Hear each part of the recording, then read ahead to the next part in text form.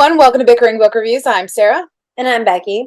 And today we're talking about When Life Gives You Vampires by Gloria Duke. I got this off of NetGalley and I read it. I got the ebook off of NetGalley. Okay.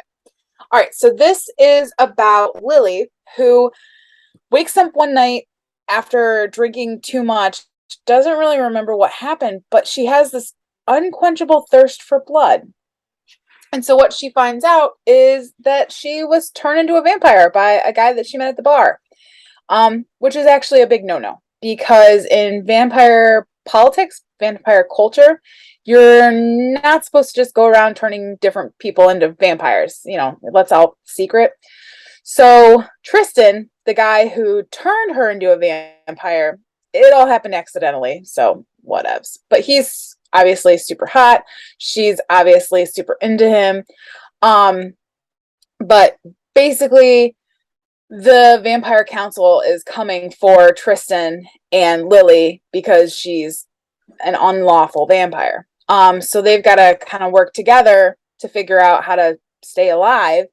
And of course, sparks fly, angry sparks fly, because there's a lot of like angry fighting and such. And yeah, just along the way, it's Lily navigating her new life as a vampire, and trying to stay alive. But also, because Lily was changed the day that she was changed, she's always had issues with her body.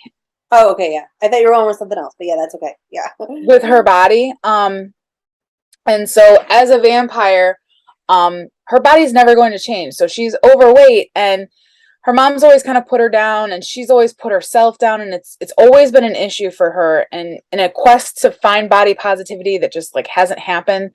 And so now Lily's got to accept herself as she is and try to, and it seems like Tristan kind of likes her for her and she just can't fathom that. It's very like Dumpling-esque. And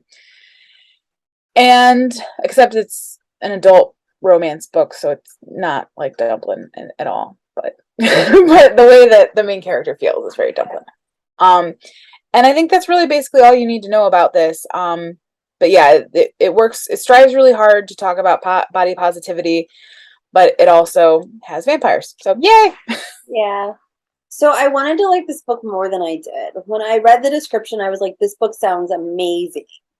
And then, and I think, because the bones are there. Okay, so like the idea of her becoming a vampire by accident, the vampire council, the issue with like the friend, Tristan, the fact that he is like a famous romance author, all of that should make the book great. But I think what got me is it's told from Lily's perspective, and I don't like her voice. I don't like her voice either. I think it's very jarring and it's stilted. And so not only does she use kind of outdated slang terms like obvi and different things that like really kind of do date it, she also just like, she doesn't sound real. Right. That's my problem. To me, like, and she's slightly annoying. Like the way she talked, it was like watching an overly dramatic movie or something, like almost like and I can't even describe it, like the stereotypical over the top character in the movie.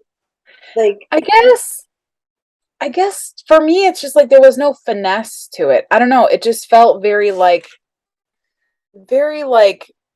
blocked out, like blocky almost. Like it was very like, this is how she's supposed to sound, but like it just didn't work. There was no finesse to it. Like there wasn't a development to it. And I think that like I was wondering if this was the author's first book. Lo and behold, it is, because it feels like a first book. But it says she's a screenwriter, but you know what? She was a screenwriter for stuff that was older. Like, because I looked her up on IMDb, because in the back, that's what it said, something about how she was a successful screenwriter, but everything was older. I don't know, and like thinking about it, like all of the parts should have come together to be something I love, but really when it gets down to it, it was her voice. Like I want to say like the first like 30 or 40 pages she started to lose me. Because, yeah, like the pieces and parts, especially kind of when you're pointing out the different pieces and parts, like they were funny. Like it was Right. funny. The way that she turned into a vampire was funny. And so it should have been funny, but maybe because she is a screenwriter, you don't have to have that kind of tone of voice because you're just like writing out lines, but the actors are the ones that are giving it like the emotions and the depth to it. And so maybe like that just needs to be developed and maybe it will. Maybe it just needs time. Because I think I would like depending on what another book in this world was about, I might be willing to revisit, but you said you weren't. I don't know. I mean, I guess I wouldn't be dying to read it, and I certainly wouldn't be like because it wasn't terrible. It just wasn't great, and I wouldn't be dying to read it. It wouldn't be the first on my to be read shelf. Like I don't know. I'm just Well, and every like all of the voices just to me didn't feel genuine. And even like the body positivity stuff, the stuff that she was saying felt very after school special.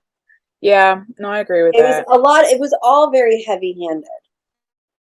But it and it yeah, it was just like as far as body positivity goes, it was more like being told like soapbox moment, but not actually like shown how she would like how it impacted her life and how it potentially changed it or I mean there were bits and pieces, small glimmers, but it could have been done bigger and better.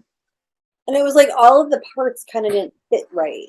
Like Yeah. when you think about the stuff that worked and the stuff that didn't work, it was very disjointed.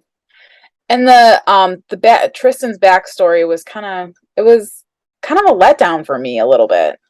See, and that wasn't a letdown for me. I'm sorry, my Roomba is making all sorts of noises. It wasn't a letdown for me. What was a letdown for me was like I called who her like long lost father was like the first clue. I'm like, well, there it is. Yeah, I wasn't even thinking about that. So like Yeah.